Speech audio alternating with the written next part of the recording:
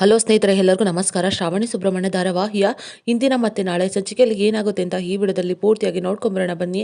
ಅದಕ್ಕೂ ಮುಂಚೆ ಯಾರೆಲ್ಲ ನಮ್ಮ ಚಾನಲ್ಗೆ ಸಬ್ಸ್ಕ್ರೈಬ್ ಆಗದೆ ಹಾಗೆ ವಿಡಿಯೋ ನೋಡ್ತಾ ಇದ್ದೀರೋ ದಯವಿಟ್ಟು ಸಬ್ಸ್ಕ್ರೈಬ್ ಮಾಡಿ ಮತ್ತು ಸಪೋರ್ಟ್ ಮಾಡಿ. ಹಾಗೆ ಪಕ್ಕದಲ್ಲಿರುವ ಬೆಲ್ ಬಟನ್ ಅನ್ನು ಕ್ಲಿಕ್ ಮಾಡಿ. ಸಂಚಿಕೆಯಲ್ಲಿ ಮೊದಲಿಗೆ ವರ್ಧಾ ಅವರು ಅಕ್ಕಿ ಹಿಟ್ಟನ್ನ ರೊಟ್ಟಿ ಮಾಡೋದಕ್ಕೆ ಅಂತ ಕಲಿಸ್ತಾ ಇರ್ತಾರೆ. ಅಲ್ಲಿ ವರಲಕ್ಷ್ಮಿ ಕೂಡ ಇರ್ತಾರೆ. ಅಷ್ಟರಲ್ಲಿ ಇಂದ್ರಮ್ಮ ಅವ್ರು ಕೂಡ ಬಂದ್ಬಿಡ್ತಾರೆ. ಹೇ ವರ್ಧಾ, ಏನೋ ಮಾಡ್ತಾ ಇದ್ಯಾ ನೀನು, ಇಲ್ಲೇನು ಮಾಡ್ತಿದ್ಯಾ ನೀನು ಅಂತ ಹೇಳ್ತಾರೆ. ಆಗ ವರ್ಧಾ ಅವರು ಸ್ವಲ್ಪ ಗಾಬರಿ ಪಟ್ಕೊಳ್ತಾ ಇರ್ತಾರೆ. ಆಗ ವರಲಕ್ಷ್ಮಿ ಕೂಡ ಅಲ್ಲೇ ನಿಂತಿದ್ದಾರೆ ನೋಡ್ಬಿಟ್ಟು, ತಿಂಡಿ ರೆಡಿ ಆಗ್ತಿದ್ಯಾ, ಆದಷ್ಟು ಬೇಗ ತಿಂಡಿ ರೆಡಿ ಆಗಬೇಕು, ನನಗೆ ಗ್ಯಾಸ್ವಾಗ್ತಿದೆ ಅಂತ ಹೇಳ್ತಾರೆ. ಹ್ಞೂ ಅತ್ತೆ, ರೆಡಿ ಮಾಡ್ತಾ ಇದ್ದೀನಿ ಅಂತ ಹೇಳ್ತಾರೆ. ಆಗ ವರ್ಧಾ ಅವರು ಏನಿಲ್ಲಮ್ಮ, ನೀರು ಕುಡಿಯೋಣ ಅಂತ ಬಂದೆ ಅಷ್ಟೇ ಅಂತ ಹೇಳ್ತಾರೆ. ಸರಿ ಸರಿ ಆಯಿತು, ನೀನು ಕೆಲಸ ಇದ್ದರೆ ಬೇರೆ ನೋಡ್ಕೊ, ಅದನ್ನು ಬಿಟ್ಟು ಇಲ್ಲೇ ಇರಬೇಡ ನೀನು ಅಂತ ಹೇಳ್ತಾರೆ. ಆಗ ವರ್ಧಾ ಸರಿ ಆಯ್ತಮ್ಮ ಅಂತ ಹೇಳ್ತಾರೆ. ಅಕ್ಕಿ ಹಿಟ್ಟನ್ನು ಕಲಸಿರೋದನ್ನ ನೋಡ್ಬಿಟ್ಟು, ಪರವಾಗಿಲ್ಲ, ಹಿಟ್ಟು ಆಲ್ರೆಡಿ ಕಲಸಿಟ್ಬಿಟ್ಟಿದ್ಯಾ ನೀನು, ಸರಿ ಆಯಿತು, ಬೇಗನೆ ತಟ್ಟು ರೊಟ್ಟಿನ ಅಂತ ಹೇಳ್ತಾರೆ. ಅಷ್ಟರಲ್ಲಿ ಶ್ರೀವಲ್ಲಿ ಕೂಡ ಬರ್ತಾರೆ. ಅಮ್ಮ, ಏನು ಮಾಡ್ತಿದ್ಯಮ್ಮ ನೀನು ಇಲ್ಲಿ ಅಂತ ಹೇಳ್ತಾರೆ. ಏನಿಲ್ಲ ಹಿರೇ, ಅಲ್ಲ ನೀನೇನು ಹೊಸ ಸೀರೆ ಉಟ್ಕೊಂಡ್ಬಿಟ್ಟಿದ್ಯಾ, ಆಫೀಸ್ಗೆ ಹೋಗ್ಬೇಕು ಅಂತ ಏನಾದರೂ ಕಣ್ಣ ಮುಚ್ಚಲೆ ಆಟ ಆಡ್ಕೊಂಡು ಹೋಗ್ಬೇಕು ಅಂತ ಅಂದ್ಕೊಂಡಿದ್ಯಾ ಏನೋ ಅಂತ ಹೇಳ್ತಾರೆ. ಆಗ ಶ್ರೀವಲ್ಲಿ ಅವರು, ಅದು ಅಮ್ಮ, ನಾನೇ ಹೇಳಿದೆ ಅಮ್ಮ, ಯಾಕೆ ಅಂತಂದರೆ ಆಫೀಸ್ಗೆ ಹೋಗಲ್ಲ ಅಂತಂದರೆ ಹೊಸ ಸೀರೆಗಳನ್ನ ಒಂದಷ್ಟ ತೊಗೊಂಡಿದ್ಲು ವರಲಕ್ಷ್ಮಿ, ಅದಕ್ಕೋಸ್ಕರ ಸುಮ್ಮನೆ ವೇಸ್ಟ್ ಆಗ್ತವೆ ಅಲ್ವಾ, ಅದಕ್ಕೋಸ್ಕರ ಹುಟ್ಕೋವರ ಅಂತ ಹೇಳಿದೆ, ಅದಕ್ಕೆ ಹುಟ್ಕೊಂಡಿದ್ದಾಳೆ, ಅದಕ್ಕೆ ಯಾಕಮ್ಮ ನೀನು ಇಷ್ಟೆಲ್ಲ ಮಾತಾಡ್ತಿದೀಯಾ ಅಂತ ಹೇಳ್ತಾರೆ. ಆಗ ವರ್ದವರು, ಏನಮ್ಮ ನೀನು ಹಾಕೊಳ್ಳೋ ಬಟ್ಟೆನೂ ಕೂಡ ನೀನೇ ಹೇಳಬೇಕಾ, ಅವಳಿಗೆ ಅಷ್ಟು ಕೂಡ ಸ್ವತಂತ್ರ ಇಲ್ವಾ ಅಂತ ಹೇಳ್ತಾರೆ. ಆಗ ಇಂದ್ರಮ್ಮ ಅವರು, ಆಯ್ತು ಬಿಡಪ್ಪ, ನಿನ್ನ ಹೆಂಡತಿಗೆ ಏನು ಹೇಳೋ ಆಗಿಲ್ಲ ಅಲ್ವಾ, ಸರಿ, ನನಗೆ ಬೇಗನೆ ತಿಂಡಿ ರೆಡಿ ಆಗಬೇಕು ಅಷ್ಟೇ, 10 ನಿಮಿಷದಲ್ಲಿ ರೆಡಿ ಇರಬೇಕು, ನನಗೆ ತುಂಬಾ ಹೊಟ್ಟೆ ಹಸಿತಾ ಇದೆ ಅಂತ ಹೇಳ್ತಾರೆ. ಆಗ ಶ್ರೀವಲ್ಲಿ ಅವರು, ನಡಿಯಮ್ಮ ನೀನು ತಿಂಡಿ ಮಾಡಲಿ ಅವಳು ಅಂತ ಹೇಳ್ಬಿಟ್ಟು ಶ್ರೀವಲ್ಲಿ ಅವರು ಇಂದ್ರಮ್ಮವನ್ನ ಕರ್ಕೊಂಡು ಅಲ್ಲಿಂದ ಹೋಗ್ತಾರೆ. ಈ ಕಡೆ ಧನಲಕ್ಷ್ಮಿ ಅವರು ಎಲ್ರಿಗೂ ಕೂಡ ಕಾಫಿನ ಕೊಡ್ತಾರೆ. ಆಗ ಎಲ್ಲರೂ ಕೂಡ ಕಾಫಿನ ಕುಡಿತಾ ಕೂತಿರ್ತಾರೆ. ಅಷ್ಟರಲ್ಲಿ ಶ್ರಾವಣಿ ಅವರು ಒಂದು ಕಡೆ ಸ್ನಾನ ಮಾಡ್ಕೊಂಡು ಬರ್ತಾರೆ. ಆ ಕೂದಲನ್ನು ನೋಡ್ಬಿಟ್ಟು, ಏನಿದು ಶ್ರಾವಣಿ ಅಮ್ಮ, ಆ ಕೂದಲು ತುಂಬಾ ರೇಷ್ಮೆ ಥರ ಹೊಡಿತಾ ಇದೆ ಅಂತ ಎಲ್ಲರೂ ಕೂಡ ಹೇಳ್ತಾರೆ. ಸುಬ್ಬು ಕೂಡ ಒಂದು ಕ್ಷಣ ಶ್ರಾವಣಿನ ನೋಡಿ ಕಳೆದೋಗ್ಬಿಡ್ತಾರೆ. ಹೌದಾ, ಏನು ಗೈಗುಣ ಇವ್ರದ್ದು ಅಂತ ಹೇಳ್ಬಿಟ್ಟು ಜಾನಕಿ ಅವ್ರನ್ನ ಕೂಡ ಹೊಗಳ್ತಾ ಇರ್ತಾರೆ. ಹಾಗಾದರೆ ನಾನು ಇನ್ನು ಮುಂದೆ ಅಮ್ಮನ ಹತ್ರನೇ ಕೂದಲಿಗೆ ಎಣ್ಣೆನ ಹಚ್ಸ್ಕೊಂತೀನಿ ಅಂತ ಹೇಳ್ತಾರೆ. ಅದನ್ನು ಕೇಳ್ಬಿಟ್ಟು ನಂದಿನಿ ಅವ್ರಿಗೂ ಕೂಡ ಖುಷಿ ಆಗುತ್ತೆ. ಆಗ ಶ್ರಾವಣಿ ಅವರು ಅಮ್ಮ ಅಂದಿದ್ದನ್ನ ಕೇಳ್ಬಿಟ್ಟು ಎಲ್ಲರೂ ಕೂಡ ಶಾಕ್ ಆಗುತ್ತೆ. ಅಯ್ಯೋ, ಏನು ಅನ್ಕೋಬೇಡಿ, ಯಾಕೆ ಅಂತಂದರೆ ಈ ಜಾನಕಿ ಪಾಟೀಲ್ ಅಮ್ಮನ ಇವರು ಅಮ್ಮ ಅಂತಲೇ ಅಂತಿದ್ದಾರೆ, ಅಷ್ಟಕ್ಕೂ ಕಾಂತಮ್ಮತ್ತನೇ ಅಮ್ಮ ಅಂತಲೇ ಕರಿ ಅಂತ ಹೇಳಿದ್ರು ಅಂತ ಹೇಳ್ತಾರೆ. ಆಗ ಕಾಂತಮ್ಮ ಅವರು, ವೈದ್ಯರು ಹೇಳಿದ್ದು ಹಾಲು ಅನ್ನ, ರೋಗಿ ಬಯಸಿದ್ದು ಹಾಲು ಅನ್ನ ಅಂತ ಹೀಗೆ ಮಾತಾಡ್ತಾ ಇರ್ತಾರೆ. ಆಗ ಶ್ರಾವಣಿ ಅವರು, ಸರಿ ಅತ್ತೆ, ತಿಂಡಿನ ಏನು ಮಾಡೋದು ಹೇಳಿ ಅಂತ ಹೇಳ್ತಾರೆ. ಆಗ ವಿಶಾಲಾಕ್ಷಿ ಅವರು ಹೇಳೋದಕ್ಕೆ ಯೋಚನೆ ಮಾಡ್ತಾ ಇರ್ತಾರೆ. ಅಷ್ಟರಲ್ಲಿ ನಂದಿನಿ ಅವರು ಸುಬ್ಬುಗೆ ಕಣ್ಣಲ್ಲೇ ಸನ್ನೆ ಮಾಡ್ತಾರೆ. ತನ್ನ ಮಗಳಿಗೆ ತಾನೇ ಅಡುಗೆ ಮಾಡಿ ಇಡಬೇಕು ಅನ್ನೋ ಆಸೆನ ಹೇಳ್ಕೊಂಡಿರ್ತಾರೆ. ಆಗ ಸುಬ್ಬು ಅವರು, ಸರಿ ಆಯಿತು ಅಂತ ಯೋಚನೆ ಮಾಡಿಬಿಟ್ಟು, ಅಲ್ಲ, ನನಗೆ ಮನೆ ಅಡುಗೆನ ತಿಂದು ತಿಂದು ಬೇಜಾರಾಗಿದೆ, ಒಂದೇ ಥರದ ಅಡುಗೆ ಅಲ್ವಾ, ಅದಕ್ಕೋಸ್ಕರ ನಾವು ಯಾಕೆ ಧಾರವಾಡ ಹುಬ್ಳಿ ಸೈಡು ಅಡುಗೆನ ತಿನ್ನಬಾರ್ದು ಅಂತ ಹೇಳ್ತಾ ಇರ್ತಾರೆ. ಅಷ್ಟರಲ್ಲಿ ಪದ್ದು ಅವರಿದ್ದವರು, ಸರಿ ಆಯಿತು, ನಾನು ಖಾನಾವಳಿಗೆ ಹೋಗ್ಬಿಟ್ಟು ರೊಟ್ಟಿ ಮತ್ತು ಎಲ್ಲನೂ ಕೂಡ ಬೇಕಾಗಿರೋದನ್ನ ತೊಗೊಂಬಂದ್ಬಿಡ್ತೀನಿ ಅಂತ ಹೇಳ್ತಾರೆ. ಅಯ್ಯೋ ಬೇಡಪ್ಪ, ಹೋಟೆಲ್ದೆಲ್ಲ ತಿನ್ನೋಕೆ ಬೇಜಾರು, ಇರಲಿ ಬಿಡಿ, ಏನು ಮಾಡೋದು ಅಂತ ಹೇಳ್ತಾ ಇರ್ತಾರೆ. ನಂದಿನಿ ಅವರು, ಅದಕ್ಕೆ ಯಾಕ್ರಿ ಯೋಚನೆ ಮಾಡ್ತೀರಾ, ನಿಮಗೆ ಉತ್ತರ ಕರ್ನಾಟಕ ಸ್ಟೈಲ್ ಅಡುಗೆ ಬೇಕಲ್ವಾ, ನಾನೇ ಮಾಡ್ತೀನಿ ರೀ, ಖಡಕ್ಕಾದ ರೊಟ್ಟಿ, ಅದಕ್ಕೆ ಬೇಕಾಗಿರೋ ಹೆಣ್ಕಾಯಿ ಪಲ್ಯ, ಅದಕ್ಕೆ ಯಾಕ್ರಿ ಚಿಂತೆ ಮಾಡ್ತೀರಾ ನೀವು ಅಂತ ಹೇಳ್ತಾ ಇರ್ತಾರೆ. ಓ, ನಿಮ್ಗೆ ಅಷ್ಟೊಂದು ಚೆನ್ನಾಗೆಲ್ಲ ಅಡುಗೆ ಮಾಡೋಕ್ಕೆ ಬರುತ್ತಾ ಅಂತ ಹೇಳ್ಬಿಟ್ಟು ಧನಲಕ್ಷ್ಮಿ ಮಗಳು ಕೇಳ್ತಾರೆ. ಅಯ್ಯೋ, 100 ಜನಕ್ಕೆ ಬಡಿಸಿದಂಥ ಕೈ ಅಲ್ವಾ ಅಂತ ಹೇಳ್ಬಿಟ್ಟು ಪದ್ದು ಹೇಳ್ತಾರೆ. ಏನು ಹೇಳ್ತಾ ಇದ್ದೀರಾ ನೀವು, 100 ಜನಕ್ಕೆ ಅಂತ ಹೇಳ್ತಾರೆ. ಅಯ್ಯೋ, ಅವರು ಹೋಟೆಲ್ ಮಾಡಿದ್ರಲ್ವಾ, ಅದಕ್ಕೋಸ್ಕರ ಅಲ್ಲಿ 100 ಜನಕ್ಕೆ ಊಟನ ಬಡಿಸಿರ್ತಾರಲ್ವಾ, ಅದನ್ನು ಹೇಳಿದೆ ಅಂತ ಪದ್ದು ಮತ್ತು ಸುಬ್ಬು ಹೇಳ್ತಾರೆ. ಅಲ್ಲ, ಅಷ್ಟಕ್ಕೂ ನಂಗೆ ಏನೋ ಮಿಸ್ ಹೊಡಿತಾ ಇದೆ, ಈ ವಿಷಯ ಎಲ್ಲ ನಿಮಗೆ ಗೊತ್ತು ಅಂತ ಕಾಂತಮ್ಮ ಅವ್ರು ಕೇಳ್ತಾರೆ. ಆಗ ಸುಬ್ಬು ಅವರು, ಏನಪ್ಪ ಹೇಳಿ ಅಂತ ಯೋಚನೆ ಮಾಡಿಬಿಟ್ಟು, ಅಯ್ಯೋ ಕಾಂತಮ್ಮತ್ತೆ, ಕೇಳಿದ ಕ್ವಶನ್ನೇ ಎಷ್ಟು ಸಲ ಅಂತ ಕೇಳ್ತೀರಾ, ಅವತ್ತೇನೋ ಹೇಳಿದೆ ಅವತ್ತೇನೋ ಕೇಳಿದ್ರಿ, ನೆನ್ನೆ ಏನೋ ಹೇಳಿದೆ ನೆನ್ನೆನೋ ಅದೇ ಕ್ವಶನ್ ಕೇಳಿದ್ರಿ, ಇವತ್ತು ಕೂಡ ಏನೋ ಒಂದು ಹೇಳಿದ್ರೆ ಇದೇ ಕ್ವಶನ್ ಕೇಳ್ತಿರಲ್ಲ, ಪ್ರತಿ ಸಲ ನೀವು ಕೇಳಿದ ಕ್ವಶನ್ನೇ ಕೇಳಿದ್ರೆ ಎಷ್ಟು ಸಲ ಅಂತ ಉತ್ತರ ಹೇಳೋದು ಅಂತ ಜೋರು ಮಾಡಿಬಿಡ್ತಾರೆ. ಆಗ ಕಾಂತಮ್ಮ ಅವರು, ಹೌದಾ, ಆ ಥರ ಕೇಳಿದ್ನ ನಾನು, ಸರಿ ಆಯಿತು ಬಿಡಪ್ಪ ಅಂತ ಹೇಳ್ತಾರೆ.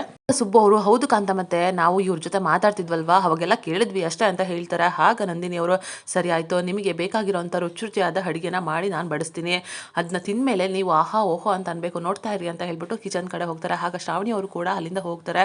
ಈ ಕಡೆ ವಿಜಯಾಂಬಿಕಾ ಅವರು ಎಷ್ಟು ಯೋಚನೆ ಮಾಡಿದ್ರು ಕೂಡ ಗೊತ್ತಾಗ್ತಿಲ್ವಲ್ಲ, ಅಲ್ಲ ದಿಢೀರ್ ಅಂತ ನಂದಿನಿ ಬಂದ್ಲು, ಮತ್ತೆ ಹೋಗೇ ಬಿಟ್ಲು, ಇವಾಗ ನೋಡಿದ್ರೆ ಯಾರೋ ಬಂದಿದ್ದಾರೆ, ಇದೆಲ್ಲ ಹೇಗೆ ಸಾಧ್ಯ, ಎಷ್ಟು ಸಲ ಯೋಚನೆ ಮಾಡಿದ್ರು ಕೂಡ ಒಂದು ಅರ್ಥ ಆಗ್ತಿಲ್ವಲ್ಲ, ಏನು ಮಾಡಲಿ, ಆ ನಂದಿನಿ ಇವಾಗ ಎಲ್ಲಿದ್ದಾಳೆ, ಏನು ಗೊತ್ತಾಗ್ತಾನೆ ಇಲ್ವಲ್ಲ ಅಂತ ಆ ಕಡೆಯಿಂದ ಈ ಕಡೆ ಟೆನ್ಷನ್ ಮಾಡ್ಕೊಂಡು ಓಡಾಡ್ತಾ ಇರ್ತಾರೆ.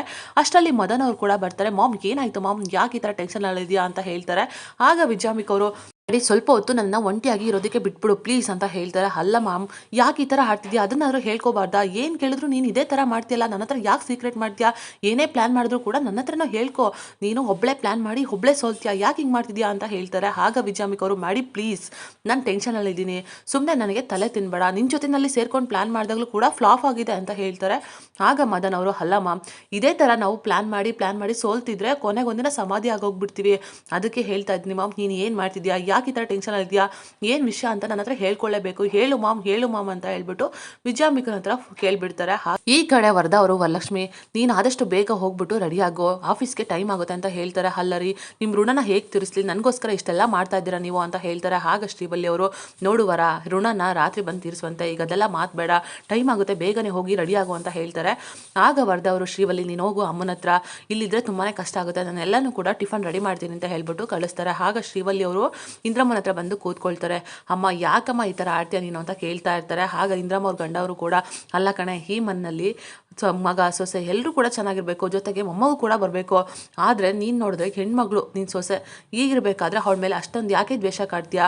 ಮದುವೆ ಆದ ವಸ್ತ್ರಲ್ಲಿ ದ್ವೇಷ ಕಾಡ್ತಾ ಇದ್ದೆ, ಆದರೆ ಇವಾಗ ನೋಡಿದ್ರೆ ಬೇಕು ಅಂತಲೇ ಈಗ ಅವಳಿಗೆ ಕಾಟ ಕೊಡ್ತಾ ಇದೆಯಲ್ಲ, ಯಾಕೆ ಹಿಂಗೆ ಮಾಡ್ತೀಯಾ ನೀನು ಅಂತ ಹೇಳ್ತಾರೆ. ಆಗ ಇಂದ್ರಮ್ಮ ಅವರು, ನಾನು ಯಾಕ್ರಿ ಆ ರೀತಿ ಮಾಡಲಿ, ನಾನು ಇರೋದೇ ಹೀಗೆ ಅಂತ ಹೇಳ್ತಾರೆ. ಆಗ ಶ್ರೀವಲ್ಲಿ ಅವರು, ಹೌದಮ್ಮ, ವರುಣ್ಗೆ ತುಂಬಾ ಕಷ್ಟ ಕೊಡ್ತಾ ಇದೆಯಾ ನೀನು, ಅಲ್ಲ ನೀನು ತುಂಬ ಕೆಟ್ಟವಳೇನಲ್ಲ, ಆದರೂ ಕೂಡ ಈ ರೀತಿ ಮಾಡ್ತಿದ್ಯಾ, ಯಾಕೆ ಈ ಥರ ಮಾಡ್ತಿದ್ಯಾ, ನಿನ್ನ ಮನಸ್ಸು ಏನಾಗಿದೆ, ಯಾರು ಮಾಡ್ತಾರು ಕೇಳಿ ಈ ಥರ ಮಾಡ್ತಿದ್ಯಾ ಏನು ಅಂತ ಹೇಳ್ತಾರೆ. ನಾನೇನು ಬದಲಾಗಿಲ್ಲ ಅಂತ ಹೀಗೆ ಇಂದ್ರಮ್ಮ ಅವರು ವಾದ ಮಾಡ್ತಾ ಇರ್ತಾರೆ. ನಿನ್ನ ಮನಸ್ಸನ್ನೇ ಬದಲಾಯಿಸ್ಕೊಂಬಿಡಮ್ಮ ಅಂತ ಶ್ರೀವಲ್ಲಿ ಹೇಳ್ತಾರೆ. ಆಗ ಇಂದ್ರಮ್ಮ ಅವರು, ನೋಡೇ ಜಾಸ್ತಿ ಮಾತಾಡೋದಕ್ಕೆ ಬರಬೇಡ ಅಂತ ಜೋರು ಮಾಡ್ತಿರ್ತಾರೆ. ಆಗ ಶ್ರೀವಲ್ಲಿ ಅವರು, ನೋಡಮ್ಮ, ನನಗೆ ಒಂದು ಡೌಟು, ಅಲ್ಲ ಇತ್ತೀಚೆಗೆ ನೀನು ಕಾಂತಮ್ಮನ ಜೊತೆ ತುಂಬಾ ಕ್ಲೋಸ್ ಆಗಿದೆಯಾ, ಅಲ್ಲ ಕಾಂತಮ್ಮ ಏನಾದರೂ ಈ ಥರ ಮಾಡು ಅಂತ ನಿಂಗೆ ಹೇಳ್ಕೊಡ್ತಾ ಇದ್ದಾರಾ ಏನು ಅಂತ ಹೇಳ್ತಾರೆ. ಆಗ ಇಂದ್ರಮ್ಮ ಅವರು ಫುಲ್ ಶಾಕ್ ಆಗಿಬಿಡ್ತಾರೆ. ಆಗ ಶ್ರೀವಲ್ಲಿ ಅವರು, ಹೇಳಮ್ಮ, ನನಗೆ ನಿಜವಾಗ್ಲೂ ಡೌಟ್ ಬರ್ತಾ ಇದೆ, ಕಾಂತಮ್ಮನೇ ಈ ರೀತಿ ಹೇಳಿ ಮಾಡಿಸ್ತಾ ಇರ್ಬೋದು, ಅಥವಾ ಯಾರೋ ಹೇಳಿದ್ರಿಂದ ನೀನು ಹೀಗೆ ಮಾಡ್ತಿರ್ಬೋದು ಅಂತ ಅನ್ನಿಸ್ತಾ ಇದೆ ಅಂತ ಹೇಳ್ತಾರೆ. ಆಗ ಇಂದ್ರಮ್ಮ ಅವರು, ಸಿಕ್ಕಾಕೊಂಡ್ಬಿಟ್ನ ಅಂತ ಫುಲ್ ಶಾಕಲ್ಲಿ ಹಾಗೆ ಕೂತಿರ್ತಾರೆ. ಈ ಕಡೆ ಮದನ್ ಅವರು ವಿಜಯಾಂಬಿಕನ ಹತ್ರ, ಹೇಳು ಮಾಮ್, ಏನು ವಿಷಯ ಅಂತ ಹೇಳು ಅಂತ ಹೀಗೆ ಕೇಳ್ತಾ ಇರ್ತಾರೆ. ಆಗ ವಿಜಯಾಂಬಿಕ ಅವರು ಏನು ಮಾಡಬೇಕಂತ ಗೊತ್ತಾಗದೆ ಫ್ರಸ್ಟ್ರೇಷನಲ್ಲಿ ಎಲ್ಲ ವಿಷಯನೂ ಕೂಡ ಬಾಯ್ಬಿಟ್ಬಿಡ್ತಾರೆ. ಮ್ಯಾಡಿ, ನಾನು ಹೇಗೆ ಹೇಳಿ, ಆ ನಂದಿನಿ ಎಲ್ಲೋದ್ಲು, ಹೇಗೆ ಬಂದ್ಲು, ಹೇಗೋ ಹೋದ್ಲು, ಎಲ್ಲಿಗೆ ಹೋದ್ಲು ಅಂತಲೇ ಒಂದು ಅರ್ಥ ಆಗ್ತಿಲ್ಲ, ನಾನೇ ನನ್ನ ಕೈಯಾರ ಅವಳನ್ನ ಸಾಯಿಸಿದ್ದೆ, ಆದರೂ ಕೂಡ ಬದುಕು ಬಂದ್ಲು, ಅವಳು ಎಲ್ಲಿದ್ದಾಳೆ ಅಂತ ನನಗೆ ಗೊತ್ತಾಗ್ತಿಲ್ಲ, ನಿನ್ನ ಆದರೆ ನನಗೆ ಹೆಲ್ಪ್ ಮಾಡು ಅಂತ ಹೇಳ್ತಾರೆ. ಆ ಶ್ರಾವಣಿ ಅಮ್ಮನ್ನ ಹುಡುಕೊಡು ಅಂತ ಹೇಳ್ತಾರೆ. ಅದನ್ನ ಕೇಳ್ಬಿಟ್ಟು ಮದನ್ ಅವ್ರಿಗೂ ಕೂಡ ಫುಲ್ ಶಾಕ್ ಆಗುತ್ತೆ. ಏನು ಹೇಳ್ತಿದ್ಯಾ ಅಮ್ಮ, ಅಲ್ಲ ನಂದಿನಿ ಅಂದರೆ ಶ್ರಾವಣಿ ಅಮ್ಮನ, ಶ್ರಾವಣಿ ಅಮ್ಮ ಬದುಕಿದಾರ ಇನ್ನೂ ಅಂತ ಹೇಳ್ತಾರೆ. ಹೌದು ಮ್ಯಾಡಿ, ಬದುಕಿದ್ದಾರೆ, ಆದರೆ ಒಂದು ಏನು ವಿಷಯ ಅಂದರೆ ನಾನೇ ಅವಳನ್ನ ನನ್ನ ಕೈಯಾರ ಸಾಯಿಸಿದ್ದೆ, ಆದರೆ ಅವಳು ಹೇಗೆ ಬದುಕು ಬಂದ್ಲು ಅಂತ ಹೇಳ್ತಾರೆ. ಏನು ಹೇಳ್ತಿದ್ಯಾ ಅಮ್ಮ, ಇದೆಲ್ಲ ಹೇಗೆ ಸಾಧ್ಯ, ಅಷ್ಟಕ್ಕೂ ಎಲ್ಲಿದ್ದಾರೆ ಅವ್ರು ಇವಾಗ ಅಂತ ಹೇಳ್ತಾರೆ. ಅವಳು ಹೇಗೆ ಬಂದ್ಲು ಅಂದರೆ ಡಯಟಿಷಿಯನ್ ಆಗಿ ಈ ಮನೆಗೆ ಬಂದ್ಲು ಅಂತ ಹೇಳ್ತಾರೆ. ಅಂದರೆ ಆ ಜಾನ್ಕಿ ಶ್ರಾವಣಿ ಅಮ್ಮನ ಅಂತ ಹೇಳ್ತಾರೆ. ಹೌದು ಮ್ಯಾಡಿ, ಅವಳು ಡಯಟಿಷಿಯನ್ ಆಗಿ ಈ ಮನೆಗೆ ಬಂದ್ಲು, ಆದರೆ ಏನು ಮಾಡೋದು ನನಗೆ ಗೊತ್ತಿಲ್ಲ, ಯಾವ ಮರ್ಸಿಗೆ ಹೋಗ್ಬಿಟ್ಲು, ನಾನು ಅವಳ ಕತೆನ ಮುಗಿಸಿದ್ದೆ, ಆದರೆ ಅವಳು ಕೂಡ ಬದುಕಿ ಬಂದಿದ್ದಾಳೆ, ಅವಳು ಸಾಮಾನ್ಯದವಳಲ್ಲ ಅಂತ ಹೀಗೆ ಹೇಳ್ತಾ ಇರ್ತಾರೆ. ಅದನ್ನು ಅವರು, ಅಲ್ಲ ಮಾಮ್, ಈ ವಿಷಯ ಏನಾದರೂ ಹೋಗ್ಬಿಟ್ಟು ಮಾವನ ಹತ್ರ ಹೇಳಿದ್ರೆ ಏನು ಮಾಡೋದು ಅಂತ ಹೇಳ್ತಾರೆ. ಹಾಗೆಲ್ಲ ಏನೂ ಆಗೋದಿಲ್ಲ ಬಿಡು, ಯಾಕೆ ಅಂತಂದರೆ ನಾನು ಅಂಥ ವಿಷ ಬೀಜನ ವೀರು ಮನಸ್ಸಲ್ಲಿ ಬಿತ್ತಿದ್ದೀನಿ, ಅದು ಬೆಳೆದು ದೊಡ್ಡ ಹೆಮ್ಮರ ಆಗಿದೆ, ಯಾವುದೇ ಕಾರಣಕ್ಕೂ ಅವಳು ವೀರುನ ಹತ್ರ ಬರೋದಕ್ಕೆ ಸಾಧ್ಯನೇ ಇಲ್ಲ ಅಂತ ಹೇಳ್ತಾರೆ. ಏನು ಹೇಳ್ತಿದ್ಯಾ ಮಾಮ್ ನೀನು ಹಾಗಾದರೆ ಅಂತ. ಹೌದು, ಯಾಕೆ ಅಂತಂದರೆ ಒಂದು ಕ್ಷಣ ಆ ಸಾಲಿಗ್ರಾಮದಲ್ಲಿ ಅವ್ರ ತಂದೆ, ನಂದಿನಿ ಅವ್ರ ತಂದೆನ ಸಾಯಿಸಿದ್ದು ಎಲ್ಲನೂ ಕೂಡ ಹೇಳ್ತಾರೆ. ನಂದಿನಿ ಅವ್ರ ತಂದೆಗೆ ಹುಷಾರಿಲ್ಲದೆ ಇದ್ದಾಗ ವಿಜಯಾಂಬಿಕಾ ಅವ್ರ ರೂಮ್ಗೆ ಹೋಗಿರ್ತಾರೆ. ನಿಮ್ಮ ಮಗಳು ಚೆನ್ನಾಗಿರ್ಬೇಕಲ್ವಾ, ನಿಮ್ಮ ಮಗಳು ಮಾತ್ರ ಚೆನ್ನಾಗಿರ್ಬೇಕಾ, ನೀವೇ ಇಲ್ಲ ಅಂದರೆ ನಿಮ್ಮ ಮಗಳು ಹೇಗೆ ಚೆನ್ನಾಗಿರ್ತಾಳೆ ನೋಡಿ ಅಂತ ಹೇಳ್ಬಿಟ್ಟು ಅವ್ರಿಗೆ ಹಾಕಿದಂಥ ಮಾಸ್ಕನ್ನು ರಿಮೂವ್ ಮಾಡ್ತಾರೆ. ನಂತರ ತಲೆದಿಂಬನ ತಗೊಂಡ್ಬಿಟ್ಟು ಅವ್ರನ್ನ ಪ್ರಾಣ ತೆಗೆದುಬಿಡ್ತಾರೆ. ಈ ವಿಷಯನ ಪೂರ್ತಿಯಾಗಿ ಮದನ್ ಅವ್ರಿಗೆ ಹೇಳ್ತಾರೆ. ಅಷ್ಟೇ ಅಲ್ಲ, ನಾನು ನಂದಿನಿನ ಸಾಯಿಸಿದ್ದೆ, ಆದರೂ ಕೂಡ ಅವಳು ಹೇಗೆ ಬದುಕು ಬಂದ್ಲು ಅಂತ ಗೊತ್ತಿಲ್ಲ, ಆದ್ರೂ ಅವಳು ನನ್ನ ಕಣ್ಣು ಮುಂದೆ ಮತ್ತೆ ಬಂದು ನಿಂತಿದ್ದಾಳೆ ಅಂತಂದರೆ ಅವಳು ಸಾಮಾನ್ಯದವಳಲ್ಲ. ಅವಳೇನೇ ಪ್ರೂವ್ ಮಾಡೋದಕ್ಕಿದ್ರು ಒಂದೇ ಒಂದು ಸಾಕ್ಷಿ ಇತ್ತು, ಆ ಸಾಕ್ಷಿನೂ ಕೂಡ ಭಸ್ಮ ಮಾಡಿದ್ದೀನಿ, ಅಂದರೆ ಆ ಪೃಥ್ವಿನೂ ಕೂಡ ಸಾಯಿಸಿ ಬೂದಿ ಮಾಡಿಬಿಟ್ಟಿದ್ದೀನಿ. ಇರೋದು ಇವಳು ಒಬ್ಬಳೇ ಮಾತ್ರ, ಇವಳನ್ನ ಸಾಯಿಸೋಕ್ಕಾಗ್ತಾ ಇಲ್ಲ ನನ್ನ ಕೈಲಿ, ಸಾಯಿಸಿದ್ರು ಕೂಡ ಹೇಗೆ ಬಂದ್ಲೋ ಏನು ಬಂದ್ಲೋ ಒಂದು ಅರ್ಥ ಆಗ್ತಿಲ್ಲ ಅಂತ ಹೇಳ್ತಾರೆ. ಆಗ ಮದನ್ ಅವರು, ಮಾಮ್ ಟೆನ್ಷನ್ ಮಾಡ್ಕೋಬೇಡ ಮಾಮ್, ನೀನು ಕೂಡ ಸಾಮಾನ್ಯದವಳಲ್ಲ, ನೀನು ಇಷ್ಟೆಲ್ಲ ಮಾಡಿದ್ಯಾ ಆವಾಗಲೇ ಅಂತಂದರೆ ನಿನ್ನ ಮೆಚ್ಚಲೇಬೇಕು ಮ್ಯಾಮ್, ನಿಜವಾಗ್ಲೂ ನೀನು ಗ್ರೇಟ್ ಮ್ಯಾಮ್, ಅಂಥ ವಯಸ್ಸಲ್ಲಿ ನೀನು ಇಷ್ಟೆಲ್ಲ ಮಾಡಿದ್ಯಾ ಅಂದರೆ ನಿಜವಾಗ್ಲೂ ನೀನು ಗ್ರೇಟ್ ಅಂದರೆ ಗ್ರೇಟ್ ಮ್ಯಾಮ್ ಅಂತ ಹೇಳ್ತಾರೆ. ಆಗ ವಿಜಯಾಂಬಿಕ ಅವರು, ಮಾಡಿ ಎಲ್ಲ ವಿಷಯನೂ ಕೂಡ ನಿನ್ನ ಹತ್ರ ಹೇಳಿದ್ದೀನಿ, ನೀನು ಅಂದ್ಕೊಂಡಾಗಲ್ಲ, ಚಿಕ್ಕ ವಯಸ್ಸಿನಲ್ಲೂ ನಾನೇ ಬೇರೆ, ನನ್ನ ವಿಷಯನೇ ಬೇರೆ, ನಿನಗೆ ಗೊತ್ತಿರಲಿಲ್ಲ, ಇವಾಗ ಇಷ್ಟು ಹೇಳಿದ್ದೀನಿ ಅಂತ ಹೇಳ್ತಾರೆ. ಕಡೆ ನಂದಿನಿ ಅವರು ಅಡುಗೆನ ಮಾಡ್ತಾ ಇರ್ತಾರೆ. ಸುಬ್ಬು, ನಾನು ನನ್ನ ಕೈಯ ನನ್ನ ಮಗಳಿಗೆ ತಿನ್ನಿಸ್ಬೇಕು, ಆ ರೀತಿ ಏನಾದರೂ ಮಾಡು ಅಂತ ಹೇಳ್ತಾರೆ. ಆಗ ಸುಬ್ಬು ಅವರು ಸರಿ ಆಯ್ತು ಅಮ್ಮವ್ರೆ ಅಂತ ಹೇಳ್ಬಿಟ್ಟು ಹಾಲ್ಗೆ ಬರ್ತಾರೆ. ಶ್ರಾವಣಿ ಮೇಡಮ್ ನಿಮಗೋಸ್ಕರ ಒಂದು ಗಿಫ್ಟ್ ತಂದಿದ್ದೀನಿ ಅಂತ ಹೇಳ್ಬಿಟ್ಟು ನೈಫ್ ಪಾಲಿಶ್ನ ಕೊಡ್ತಾರೆ. ಆಗ ಶ್ರಾವಣಿಗೆ ಫುಲ್ ಖುಷಿ ಆಗುತ್ತೆ. ನಂದಿನಿ ಅವ್ರ ಕೈಯಿಂದ ಊಟ ಮಾಡಿಸೋ ಥರ ಸುಬ್ಬು ಕೂಡ ಪ್ಲಾನ್ ಮಾಡ್ತಾರೆ. ನಂತರ ಎಲ್ಲರೂ ಊಟ ಆದಮೇಲೆ ಬಂದು ಹಾಲ್ಗೆ ಕೂತ್ಕೊಳ್ತಾರೆ. ಆಗ ನಂದಿನಿ ಅವರು ಪಂಚಾಂಗನ ನೋಡ್ತಾ ಕೂತ್ಕೊಂಡ್ಬಿಡ್ತಾರೆ. ಅಷ್ಟರಲ್ಲಿ ಕಾಂತಮ್ಮ ಮತ್ತು ಕಾಂತಮ್ಮನ ಗಂಡ ಪಾಟೀಲಕ್ಕರೆ ನಿಮಗೆ ಪಂಚಾಂಗ ಎಲ್ಲ ನೋಡೋದಕ್ಕೆ ಬರುತ್ತಾ ಅಂತ ಹೇಳ್ತಾರೆ. ಹೌದು, ನಮ್ಮನೆ ಹಿರಿಕರೆಲ್ಲ ಇದೇ ಕೆಲಸ ಮಾಡ್ತಾ ಇದ್ದು ಅಂತ ಹೇಳ್ತಾರೆ.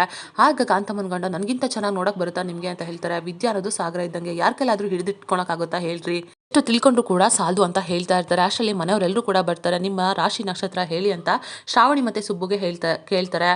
ಆಗ ಶ್ರಾವಣಿ ಮತ್ತು ಸುಬ್ಬು ಡೀಟೇಲ್ ಆಗಿ ಹೇಳಿದ ಮೇಲೆ ಅದು ನೋಡ್ಬಿಟ್ಟು ನೀವಿಬ್ರು ಒಂದಾಗಿಲ್ಲ ಅಂತ ಆಯಿತು ಅಂತ ಹೇಳ್ಬಿಡ್ತಾರೆ. ಅದನ್ನು ಕೇಳ್ಬಿಟ್ಟು ಎಲ್ಲರೂ ಕೂಡ ಶಾಕ್ ಆಗುತ್ತೆ. ಆಗ ವಿಶಾಲಾಕ್ಷಿ ಅವರು ಇನ್ನೂ ಮುಹೂರ್ತ ಕೂಡ ಬಂದಿಲ್ಲ ಅಂತ ಹೇಳ್ತಾರೆ. ಅದು ಮುಹೂರ್ತ ವಿಷಯ ಅಲ್ಲ, ಏನು ಅಂತಂದರೆ ಯಾವುದೋ ಕಾಗೆ ಕಣ್ಣು ಬಿದ್ದಿರ್ಬೋದು ಅಂತ ಹೇಳ್ಬಿಡ್ತಾರೆ. ಆಗ ಎಲ್ಲರೂ ಕೂಡ ಕಾಂತಮ್ಮ ಮತ್ತು ಕಾಂತಮ್ಮನ ಗಂಡನ ಕಡೆ ನೋಡ್ಬಿಡ್ತಾರೆ. ಆಗ ಕಾಂತಮ್ಮನ ಗಂಡ ಕಾಂತಮ್ಮ ಇಬ್ಬರು ಕೂಡ ಭಯ ಪಡ್ತಾ ಇರ್ತಾರೆ. ನೀವಿಬ್ರು ಸೇರೋ ಅಂಥ ಗಳಿಗೆ ಯಾವ ಗಳಿಗೆ ಆದರೂ ಕೂಡ ಅದು ಅಮೃತಗಳಿಗೆ ಆಗಿರುತ್ತೆ, ನೀವೇನು ಚಿಂತೆ ಮಾಡಬೇಡಿ, ನೀವಿಬ್ರು ಸೇರ್ಬೋದು ಅಂತ ಹೇಳ್ಬಿಡ್ತಾರೆ. ಅದನ್ನು ಕೇಳ್ಬಿಟ್ಟು ಶ್ರಾವಣಿ ಮತ್ತು ಸುಬ್ಬುಗೆ ತುಂಬಾ ಖುಷಿ ಆಗುತ್ತೆ. ಆದರೆ ಕಾಂತಮ್ಮ ಮತ್ತು ಕಾಂತಮ್ಮನ ಗಂಡ ಹೇಳಿದ್ರೆ ಸುಳ್ಳು ಅಂತ ಅರ್ಥ ಆಗುತ್ತೆ. ಕಾಂತಮ್ಮ ಮಾತ್ರ ತುಂಬಾ ಭಯ ಪಡ್ಕೊಳ್ತಾ ಇರ್ತಾರೆ. ಇದಾಗಿತ್ತು ಈ ಸಂಚಿಕೆ. ನಮ್ಮ ವಿಡಿಯೋ ನಿಮಗೆ ಇಷ್ಟ ಆಗಿದ್ದಲ್ಲಿ ಒಂದು ಲೈಕ್ ಮಾಡಿ. ಮುಂದಿನ ವಿಡಿಯೋಗಳಿಗಾಗಿ ನಮ್ಮ ಚಾನಲನ್ನು ಸಬ್ಸ್ಕ್ರೈಬ್ ಮಾಡಿ ಮತ್ತು ಸಪೋರ್ಟ್ ಮಾಡಿ. Thank you.